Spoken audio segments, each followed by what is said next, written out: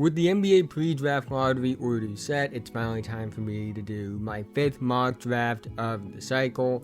This has been a very fun draft to cover, a lot of good players to talk about, and some potential game changers at the top of this draft.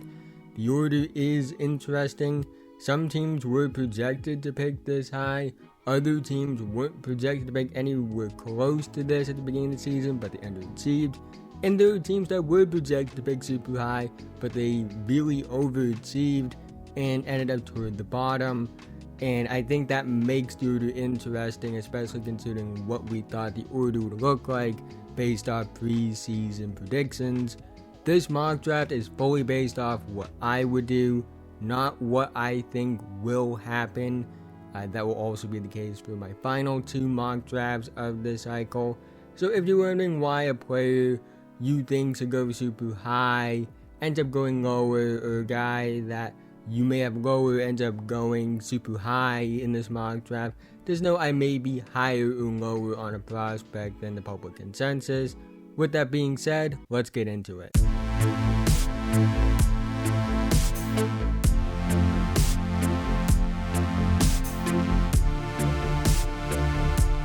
I think it's getting boring at this point because we all know who's going first overall, no matter who gets that first overall pick. Victor is easily the best prospect in this class and also one of the best prospects ever. He might even be the best prospect ever, and barring the most unlikely scenario ever, he will be the first overall pick. He has the potential to be the best offensive and defensive player in the world, and I don't say that lightly. We have never seen anything like Victor Wembanyama. I made a whole video about his NBA projections pretty recently, link to that video in the description and pinned comment. He fits very well with Detroit, as he does with any NBA team. I think a Wemby-Duren frontcourt would be unbelievable defensively. It would put 2 of the smartest big prospects I've ever seen on the floor together. Would also be a really fun offensive duo, especially with Wemby scoring and Duren's ability as a roll man and a passer. I think Wemby and Cade would be the most lethal P&R duo in the league. Ivy would benefit a lot of playing off a guy like this as well. Victor is going to change the trajectory of whatever team gets that first overall pick, and Detroit is one of my favorite landing spots for him in the draft. In fact, I think it's the best landing spot for him. And I think if they get the first overall pick, the Pistons have a chance to be a potential dynasty for years to come.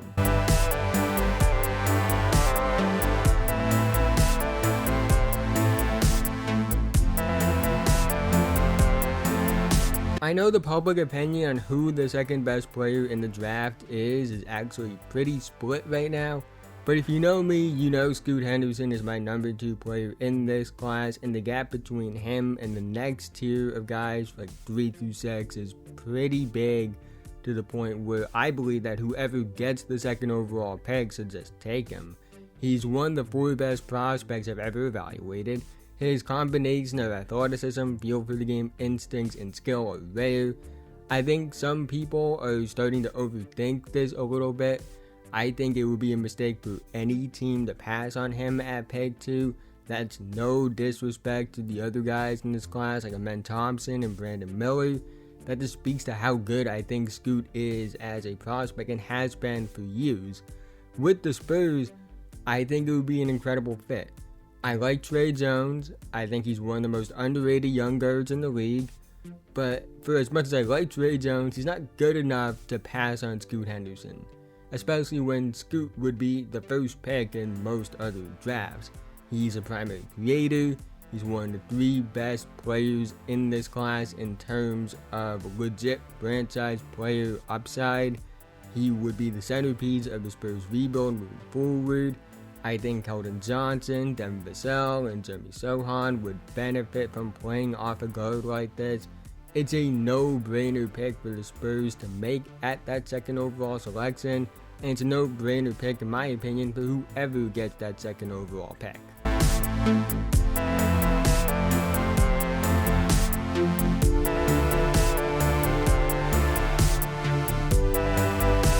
I know this pick is somewhat shocking, but again, like I mentioned in the intro, this is based off what I would do, not what I think is going to happen, and that's going to be true for the next 2 mock drafts over the next few months. And I have very close grades on Amen Thompson and Brandon Miller. Very close, nearly identical ones, in fact, to the point where they're basically 3A and 3B for me. I think Miller is a safer prospect, but I do think it would be redundant to take Miller at 3 when you took Jabari Smith Jr. at 3 last year, considering they play similar roles. I actually think Jabari Smith was a better prospect than Brandon Miller, and that's no knock against Brandon Miller. I was super high on Jabari Smith and higher on that draft class last year than a lot of people were. I do think that the Rockets need a primary creator, someone that wants to pass the basketball more than anything else. And to me, Amen Thompson is the best passer in this class, as well as one of the 3 best playmakers in this class. On top of that, he's also the best athlete in this class. He needs to work on his jump shot. That is the big thing right now. I don't think he's a lost cause. I don't think he's afraid to shoot the basketball, but the form needs work.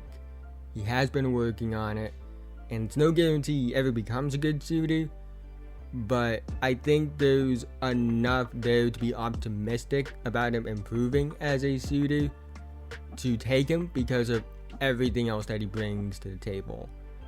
Him and Jalen Green would be the most athletic backcourt in the league, like pretty easily.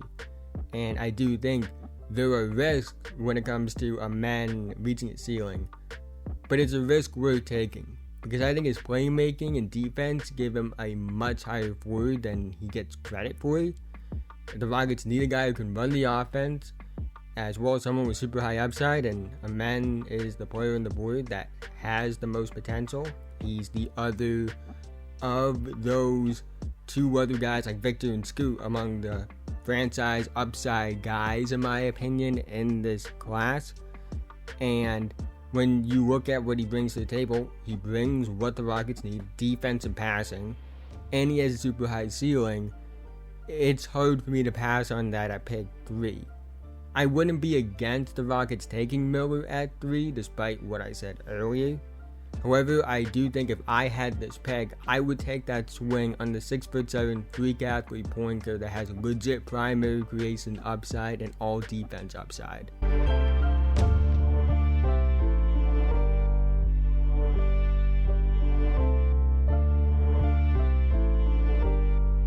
This is the easiest pick in the mock draft for me. Brandon Miller fits what the Hornets need.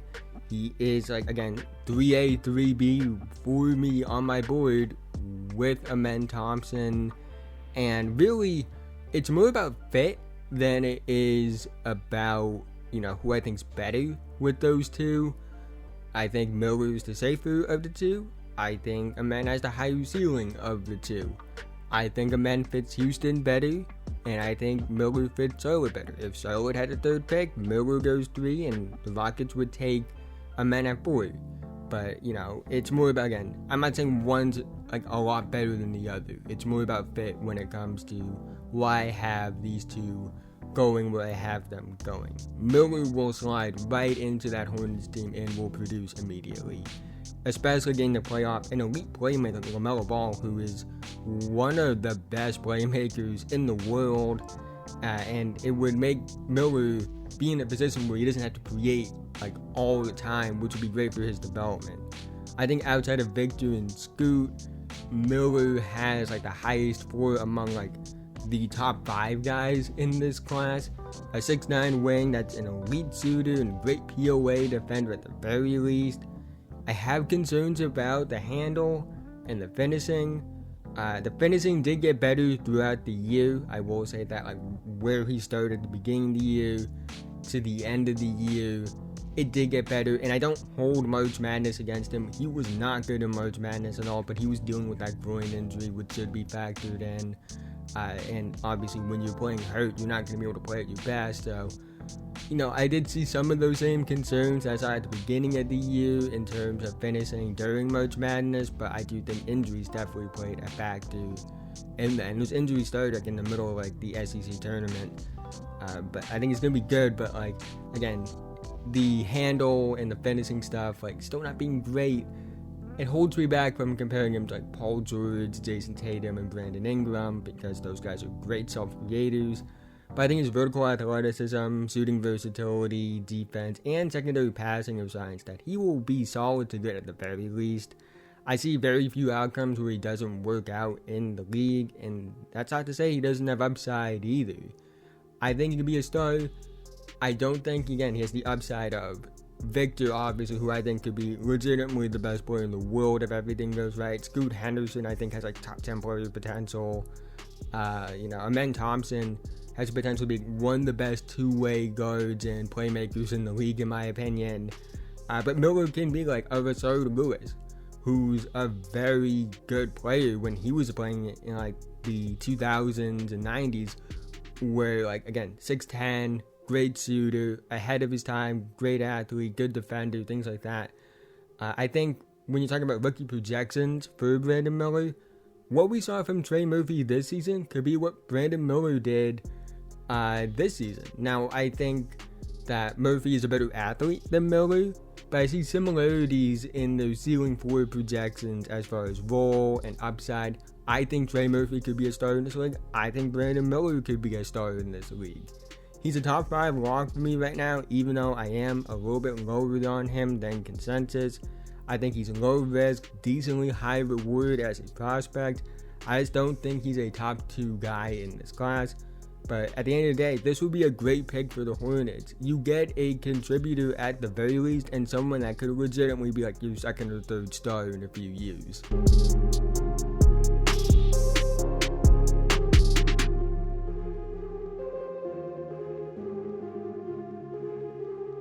The Blazers are trending towards rebuild and the end of the Damian Lillard era, so I think they should take the highest upside prospect available, and that's Cam Whitmore to me.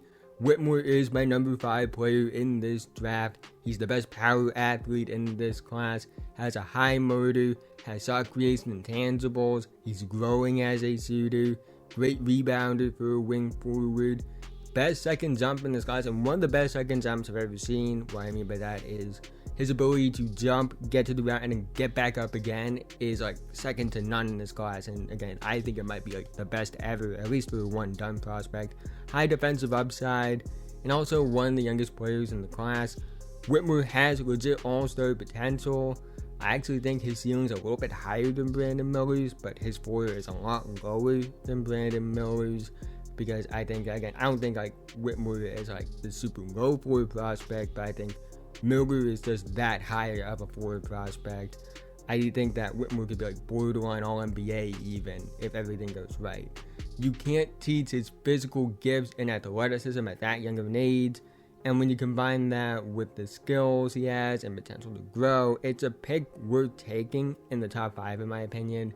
Has some work to do as a passer, but really outside of that, I really like him a lot, especially with his potential, and I would even consider him at 4 if I saw it. That's like kind of my hot take, but I think that look at what he brings to the table, his talent, and Portland having a good track record of development. Anthony Simons and Shaedon Sharpe, like those guys are coming along very nicely, and a core moving forward of Anthony Simons, Cam Whitmore, and Shaedon Sharpe is something that would be very fun to watch. Those are 3 players I think are very entertaining on tape, and also something I would be very excited about for the future and what hopefully will finally be the post-Damian Lillard era. So I kind of messed up here.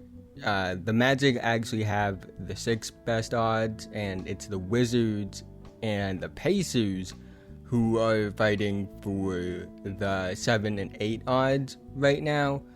I would go back and change this, but at this point, I didn't realize it until all the graphics were made. The video's almost been complete, so you're just gonna have to deal with it on this one in particular. I will be doing another mock draft next month, or right before the lottery, where I will correct that order, and the official pre-lottery order will be set. So I'm sorry, I messed up on that. It doesn't change too much, I would say, considering the prospects I have going where they're going. Wouldn't change too much. I mentioned it in the Pacers pick. What I thought was correct as far as the order, it wasn't. But yeah, just giving you guys a heads up about that.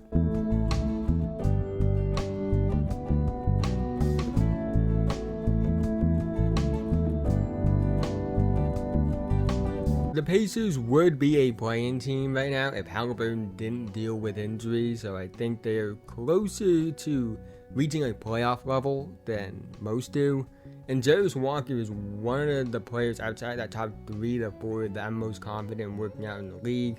He's the best non-Victor Wembanyama defender in this class, which means in most other years he would easily be the best defensive player in a draft class. He's a versatile player on both ends of the floor. He's a good athlete that's had an NBA-ready frame and NBA-ready physical traits since he was 15 years old. That's not even an exaggeration. Go look it up. I think he's going to put up better numbers as a rookie than he did in college because I think he's a better offensive player than give him credit for. He's a really good passer. He's an encouraging shooting and shot creation flashes, although he still needs work in that area. He has a super high motor. He's a super high field player. And for the Pacers, a player like this would be awesome. Like an immediate contributor right away who also has decent upside. He has a high motor energy presence, which every young team and every team in the league could actually use besides that.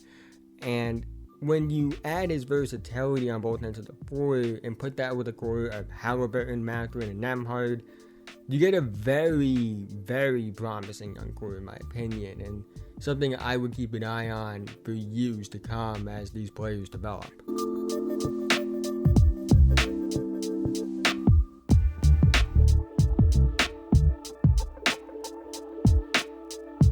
Now, it should be mentioned that the Magic and Pacers are tied for the same record, which means that they'll have like a little mini lottery to see who gets the 6th and who gets that 7th overall lottery odds. But it really doesn't matter who gets either of those picks, in my opinion, because the players would still be picked by the same teams regardless. Asar would go 6 if the Magic had 6. Jarvis would go 7 if the Pacers had 7. It's very similar to the Amen and Brandon thing from earlier. But Asar would be a really fun player for the Magic. Freak athlete, good connecting passer, growing shooter, and great defender. He will be a great option on the wing in both half-court and transition situations with Paolo and Franz. If the shooting improves even more than it already has, he could expand his already pretty high ceiling and could make that Orlando team just unstoppable. His athleticism and versatility fit what the Magic need the most at that 2-3 spot.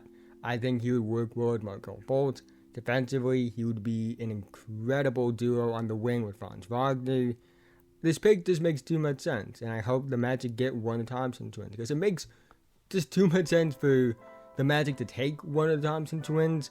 It's looking closer based off lottery odds to Asar than a man, but getting either of them would be awesome, and I think that it would just take that Magic to the next level. The Magic were a good team down the stretch this season, and I do think that momentum will carry into next season, and they probably won't be picking close to this high again, barring like maybe the Bulls having a pick. I don't remember the full details of that trade and where the Bulls might end up, but I don't think the Magic are going to be in the lottery much longer, especially if they get a talent like Asar Thompson.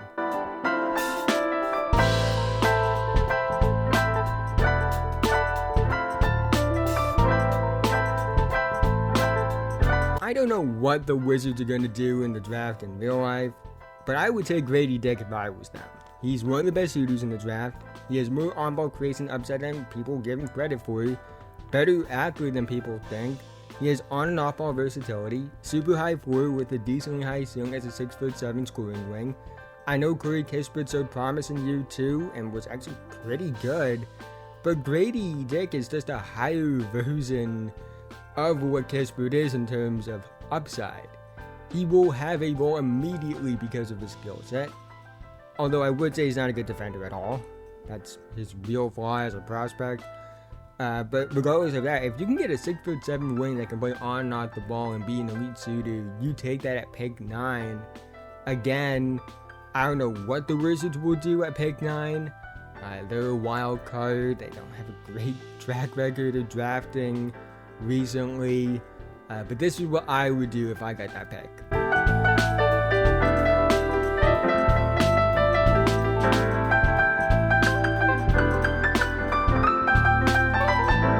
This is my favorite pick of the mock draft. Cason Wallace is the best defensive guard in this class, and if the Jazz get him in real life, it will be my favorite pick of the entire draft. He's one of the best defensive guard prospects I've ever seen.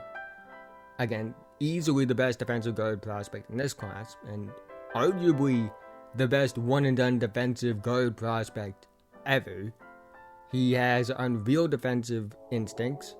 He has incredible feel. His motor is off the charts. He has the lateral quickness and foot speed to be elite on the ball, on top of the feel and instincts to be elite off the ball. I think he has room to grow as an offensive player, and I would say he's a competent offensive player now. He's a good spot-up shooter. He can hit jumpers, and he's a good passer. And this is what I'll say about how great I think his defense is. If his defense is what it is, and if his offense was what his defense is level-wise as far as ability and potential, he would be the second best player in this draft. And if that was the case, he would be one of the best prospects I've ever seen. But it's not the case, obviously. That's why he's going 8 and not 2.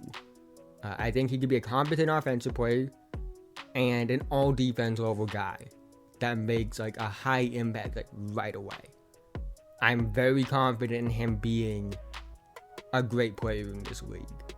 A high impact player, even if the numbers won't always reflect it.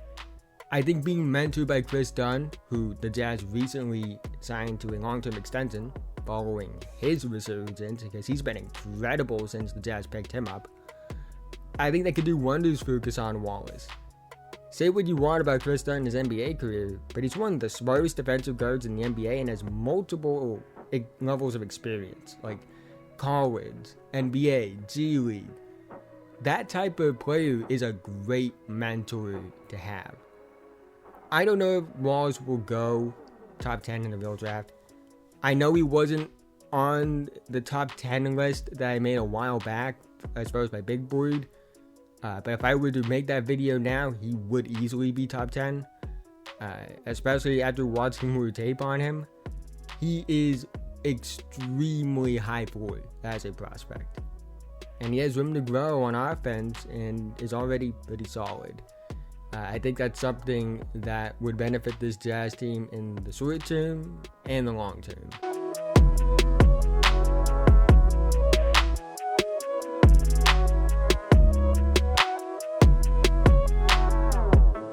If you told me the Dallas Mavericks would be picking anywhere close to the top 10 at the beginning of the year, I would call you crazy, because I would think that they would be in a range where the pick would convey to the Knicks.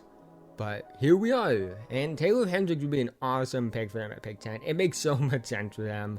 He's a 6'9" forward that has upside on both ends of the floor. Defensively, I think he has good versatility potential-wise, while also being a great shot blocker right away. I think he has major stocks potential, blocks plus steals. And offensively, he has flashed some on-ball stuff, while also being a great three-point shooter. A guy who can stretch the floor, be a great defender, and has the potential to go on the ball in offense. It's what Dallas needs. Like with Cason Wallace, it's a pick that would benefit them in the short term and the long term. And you're trying to build around Luka, and it would be great if like Dallas like jumped into that top 2 and got like Scoot Henderson or Victor Wembanyama, or even like the top 3 to 4 and got like Amen Thompson or Brandon Miller. But right now, there's a lot to pick at pick 10, and because of that, I think that it would benefit them to get a player like Taylor Hendricks, who would be like everything you wanted Christian Wood to be on offense, while being a significantly better defender than Christian Wood has ever been. So it's a great fit. I like it a lot. I think he works well with Luka. I think that he would make an immediate impact on that Dallas team. I think he brings what Dallas needs as far as defense goes, because I'll tell you what, offense was not the problem in Dallas this year. It was defense, and Taylor Hendricks is a high potential defensive player who can contribute on both ends of the floor. So I think, again, good short-term pick, could make an impact right away, as well as a good long-term pick as well. I wouldn't be shocked if the Mavericks traded this pick, but I don't do trades in my mock draft. But, you know, if they're staying and picking, I don't see a world where Taylor Hendricks just isn't the guy if he's on the board. And that's not just based off what I think they will do, it's what I would do as well. But that's the end of this mock draft. I decided to keep it with the top 10. We'll do a full lottery style one with the next one. We get the official order. Let me know what you think in the comment section below. That being said, have a nice day, and I'll see you guys in the next one.